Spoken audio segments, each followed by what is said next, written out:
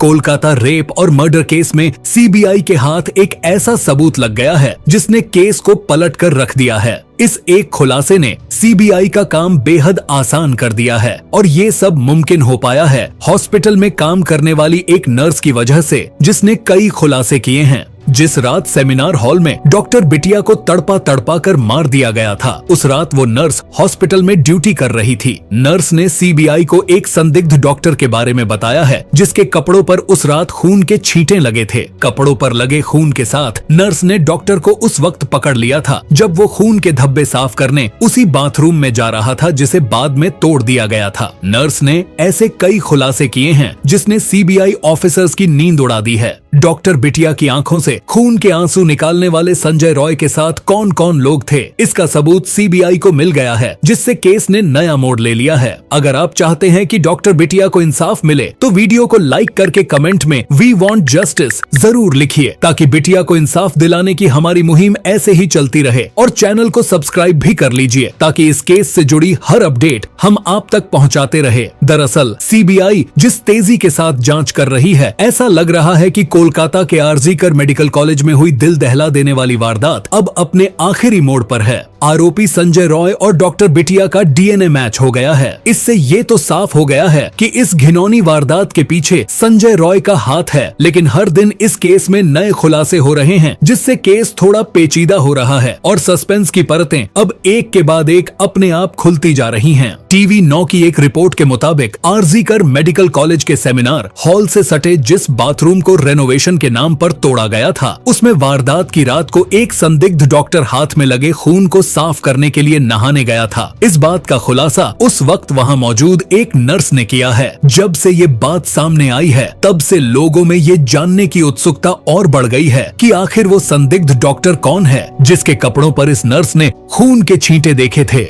और आखिर वो उस बाथरूम में नहाने क्यों गया। और हैरानी की बात यह है कि बाद में उस बाथरूम को रेनोवेशन के नाम पर तोड़ भी दिया गया। जब आप ये पूरी घटना सुनेंगे तो आपके होश उड़ जाएंगे। इस पूरी घटना को जानने से पहले आपको ये जानना जरूरी है कि एक्सपर्ट्स ने डीएनए की अलग अलग प्रोफाइलिंग की है और जांच में मिले दूसरे सबूतों को भी डीएनए से मैच किया गया है। ये सबूत सीबीआई के हाथ में आने के बाद अब इस केस की चार्जशीट दाखिल करने का प्रोसेस तेज हो गया है। एम्स के डॉक्टरों के पैनल ने इस डीएनए रिपोर्ट का बारीकी से स्टडी किया। अब जल्द ही फाइनल ओपिनियन सीबीआई को सौंपा जाएगा। सीबीआई दावा कर रही है कि आरोपी के खिलाफ पुख्ता सबूत मिल चुके हैं, लेकिन अब जो इस केस में नर्स ने राज खोले हैं, उसने सीबीआई को हिला कर रख दिया है। आखिर नर्स ने सीबीआई के सामने ऐसा कौन सा खुलासा किया है जिसने सबको हैरान कर दिया है। भले ही अभी तक ये दावा किया जा रहा था कि जांच में रेप और हत्या में सिर्फ संजय रॉय ही शामिल था, लेकिन अब लगता है कि आरोपी शायद एक नहीं बल्कि कई और भी हैं। सीबीआई ने 100 से ज्यादा लोगों के बयान दर्ज किए हैं और 10 से ज्यादा संदिग्धों के पॉलीग्राफ टेस्ट करवाए हैं। ये जांच इस दिशा में की गई कि कहीं कोई सुराग अधूरा न छूट जाए। सीबीआई की जांच जैसे जैसे आगे बढ़ रही है, वैसे वैसे इस केस का रहस्य और गहराता जा रहा है। आइए आपको उस हैरान कर देने वाले खुलासे के पीछे की पूरी कहानी बताते हैं। दरअसल टीवी 9 की रिपोर्ट के मुताबिक आरजीकर मेडिकल कॉलेज के सेमिनार हॉल से सटे जिस बाथरूम को रेनोवेशन के नाम पर तोड़ा गया था, उसमें वारदात की रात को एक संदिग्ध डॉक्टर हाथ में लगे खून को साफ करने के लिए नहाया था। ये बात नर्स ने सीबीआई को बताई है। नर्स ने कहा कि जब मैंने उससे ये पूछा कि कपड़ों पर खून के छींटे कैसे लगे हैं, तो इस संदिग्ध डॉक्टर ने कहा कि बेड नंबर 4 पर एक महिला मरीज थी। पीआरबीसी देते समय उसके कपड़ों पर खून के धब्बे लग गए। अब सवाल ये उठता है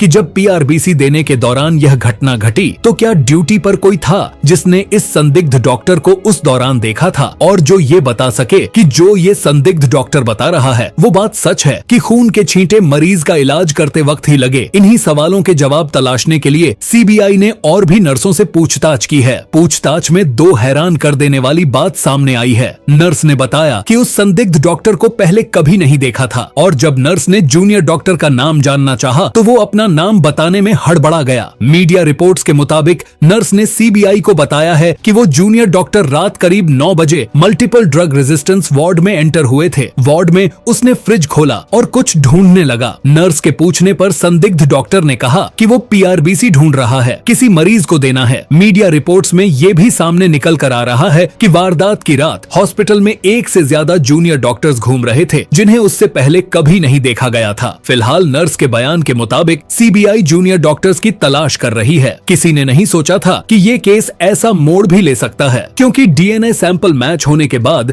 ये बात पक्की हो गई थी कि डॉक्टर बिटिया के साथ रेप को संजय राय ने अकेले ही अंजाम दिया था। इस मामले में जहां एक ओर संजय रॉय की बेगुनाही का दावा जांच के लिए चुनौती बना हुआ है, वहीं दूसरी ओर आरजी कर अस्पताल के पूर्व प्रिंसिपल डॉक्टर संदीप घोष भी सिरदर्द बना हुआ है। उधर एक खुलासा और हुआ है, जिसमें संजय रॉय, जो अस्पताल में सिविक वॉलंटियर के रूप में काम करता था, महिला ट्रेनी डॉक्टर की हत्या के बाद घटना स्थल से फरार हो गया था। संजय रॉय को 10 अगस्त 2024 को सीसीटीवी फुटेज के आधार पर गिरफ्तार किया गया था। फुटेज में संजय को घटना स्थल से भागते हुए देखा गया और पुलिस को सेमिनार हॉल से उसका ब्लूटूथ हेडसेट भी बरामद हुआ। शुरुआत में उसने अपना गुनाह कबूल कर लिया था, लेकिन बाद में अपने बयान से मुकर गया। उसने दावा किया कि वो निर्दोष है और उसे फंसाया जा रहा है। इसके बाद संजय का पॉलीग्राफ टेस्ट हुआ, जिसमें सीबीआई ने संजय रॉय से पॉलीग्राफ टेस्ट के दौरान 10 अहम सवाल पूछे। बता दें, संजय का ये टेस्ट 25 अगस्त को कोलकाता के प्रेसिडेंसी सेंट्रल जेल में हुआ, जहां वो फिलहाल बंद है। उसने लगातार अपनी बेगुनाही का दावा किया, लेकिन सीबीआई को मिले सबूत उसकी बातों से मैच नहीं करते हैं। हालांकि पॉलीग्राफ टेस्ट अदालत में सबूत के तौर पर एक्सेप्ट नहीं किए जाते हैं, लेकिन जांच एजेंसी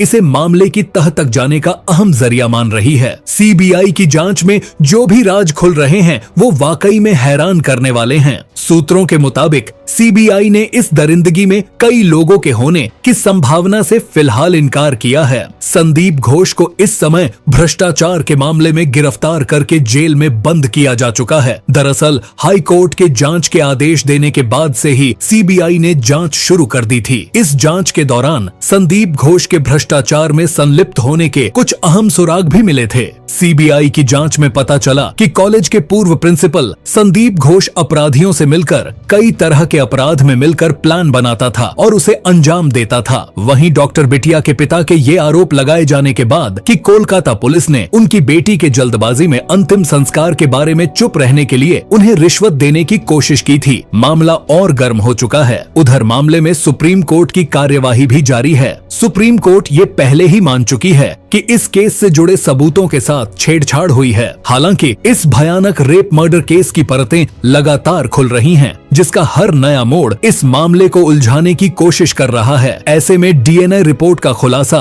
पॉलीग्राफ टेस्ट और साइंटिफिक एविडेंस का मजबूत आधार और अब नर्स के संदिग्ध डॉक्टर का खुलासा इस केस के लिए एक टर्निंग पॉइंट साबित हो सकता है। कोलकाता के आरजी कर मेडिकल कॉलेज में ट्रेनी डॉक्टर के रेप मर्डर के अगले दिन कॉलेज के पूर्व प्रिंसिपल संदीप घोष ने सेमिनार हॉल से लगे कमरों के रेनोवेशन का ऑर्डर दिया था। यह बात सीबीआई की जांच में सामने आई है। ट्रेनी डॉक्टर का शव 9 अगस्त की सुबह सेमिनार हॉल में ही मिला था। सीबीआई को ऐसे डॉक्यूमेंट मिले हैं जिनमें इस बात की पुष्टि हुई है कि संदीप घोष ने 10 अगस्त को लेटर लिखकर पीडब्ल्यूडी को सेमिनार हॉल से लगे कमरे और टॉयलेट का रेनोवेशन करने को कहा था। इस परमिशन लेटर पर घोष के साइन भी हैं। सूत्रों के मुताबिक पहले यह समझा जा रहा था कि पीडब्ल्यूडी को रेनोवेशन का काम शुरू करने का निर्देश आरजी कर मेडिकल कॉलेज के किसी प्रशासनिक अधिकारी ने दिया था, लेकिन परमिशन लेटर मिलने के बाद यह साफ हो गया है कि संदीप घोष को ही रेनोवेशन कराने की जल्दी थी।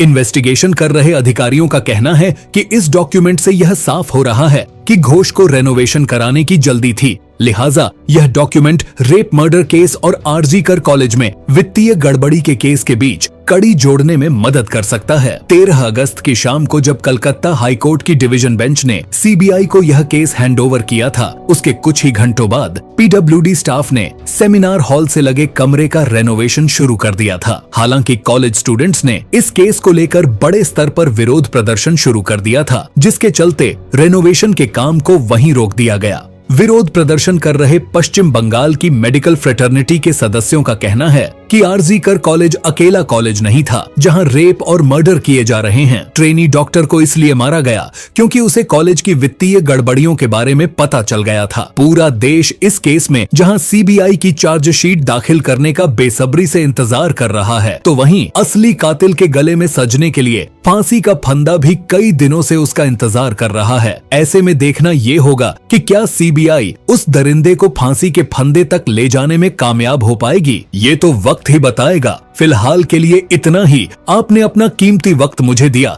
उसके लिए आपका बहुत बहुत धन्यवाद।